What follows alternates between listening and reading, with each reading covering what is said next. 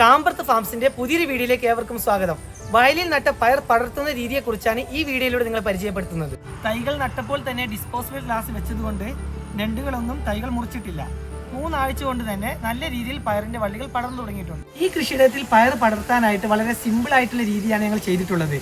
ഞങ്ങളുടെ തോട്ടത്തിൽ ലഭിച്ച മുളയും അതുപോലെ തന്നെ ചൂടിക്കയറുമാണ് ഇതിനു വേണ്ടി ഞങ്ങൾ ഉപയോഗിച്ചത്. പയറുകൾ പടർത്തുമ്പോൾ നമ്മൾ 6 അടിയിൽ കൂടുതൽ ഉയരം എടുക്കാൻ പാടില്ല.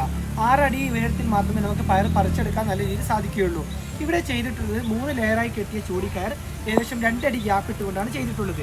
അതുപോലെ തന്നെ ഓരോ പയറിനും പടർക്കാൻ വേണ്ടിയിട്ട് അതിൻ്റെ നേരെ ഓരോ ക്രോസ് ആയിട്ടുള്ള ചൂടിക്കയറുകളും കെട്ടിയിട്ടുണ്ട്.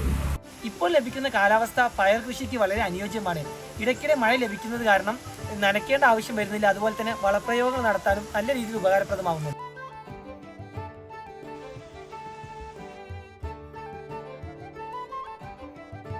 പയർ കൃഷിയുടെ വിശേഷങ്ങൾ തുടർന്നുള്ള വീഡിയോയിലൂടെ നിങ്ങളെ പരിചയപ്പെടുത്തുന്നതാണ്.